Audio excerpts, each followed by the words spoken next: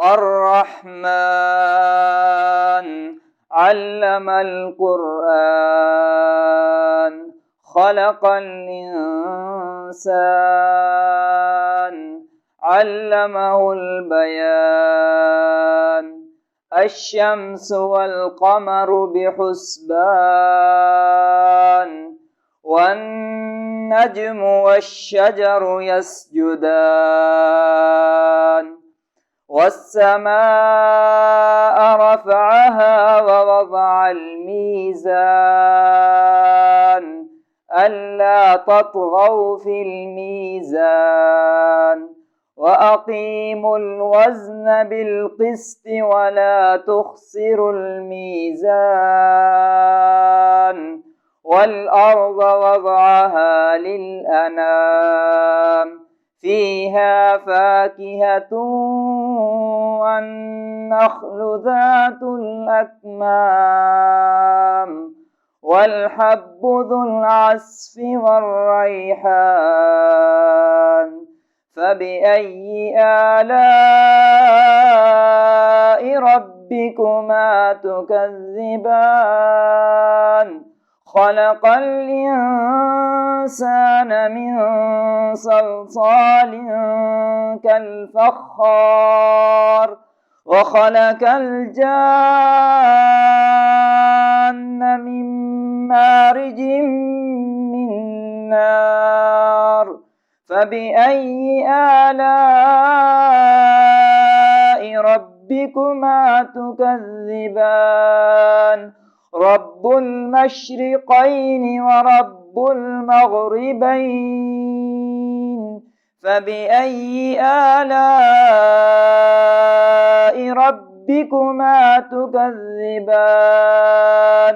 مرج البحرين يلتقيان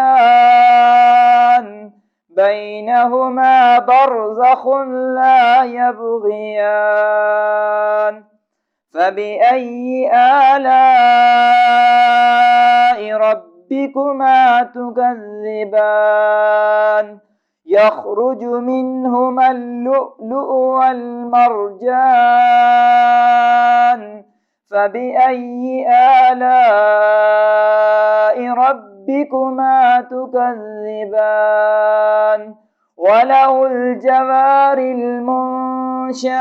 في البحر كالأعلام فبأي آلاء ربكما تكذبان كل من عليها فان ويبقى وجه ربك ذو الجلال والإكرام فبأي آلاء ربكما تكذبان يسأله من في السماوات والأرض كل يوم هو في شأن فبأي آلاء ربكما تكذبان سنفرغ لكم أيها الثقلان فبأي آلاء ربكما تكذبان يا معشر الجن والإنس إن استطعتم أن تنفذوا من أقطار السماوات والأرض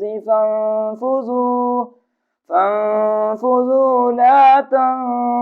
تنفذون إلا بسلطان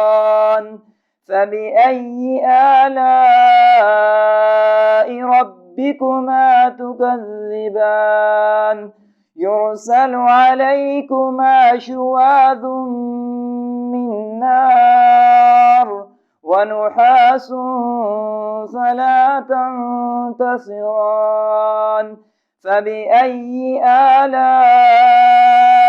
ربكما تكذبان فإذا انشقت السماء فكانت وردة كالدهان فبأي آلاء ربكما تكذبان فيومئذ لا يسأل عن ذنبه إنس ولا جان